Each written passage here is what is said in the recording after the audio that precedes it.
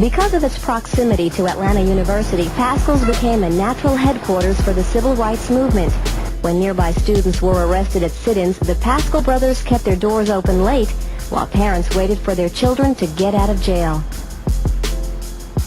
And it was the 60s, though, where the students and the community leadership began to hold meetings here, and where much of the strategy of the civil rights movement and almost all of the politics tended to evolve. I moved to the West Side at age 15, and although I'd been taught the history of downtown Atlanta in school, my perception of my new neighborhood was largely based on what the media portrayed. So I, like most people, could only see the poverty, the crime, and the remnants of a great history that was long behind us now. It wasn't until I attended Spelman College that my entire perspective shifted. It may be hard to believe, but in those 18 years as a Black woman, I had never understood how deeply race played a part in my life. But on those commutes to school, crossing over streets named Joseph E. Boone and Joseph Lowry, and a host more in between, brought me face to face with reality. These experiences pushed me to understand the value of the historic West Side as truly an incubator for the Black movements that shaped my social position in the world. It forced me to think critically about the weight of economic disparity in all communities of color. And it compelled me to stare at my own biases in the face and obligate myself to creating change with and for my neighbors, like the leaders before me.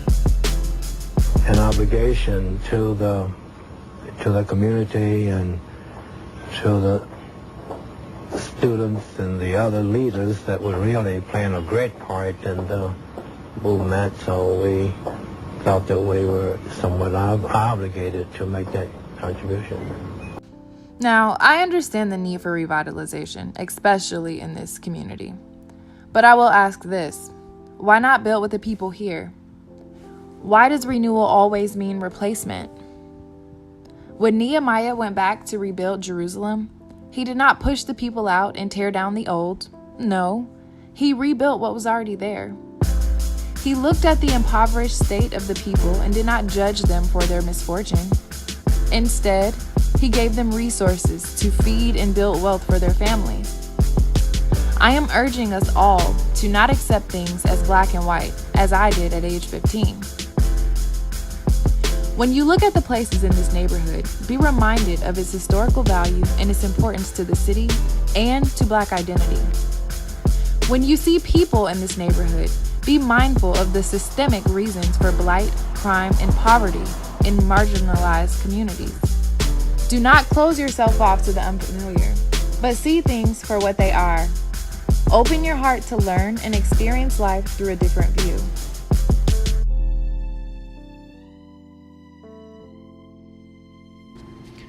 So, I'm here to ask, can you see past the material value of our community? Can you see past our proximity, its convenience, and the multi-million-dollar potential? And look at the faces of the people. The people who have been historically limited economically and racially. The people who built a thriving community despite those limitations in the 1960s, 50s, 40s, and long before that. Can you see the people who have fought to sustain the community despite the lack of access to resources like proper health care and fresh food, despite neglect through years of blight and natural weather devastation? The people who continue to build and have hope. The people who still find joy and laughter. The people who have families, who have dreams. Do you see them? Will you choose to? When you envision a future West Side, do you see us?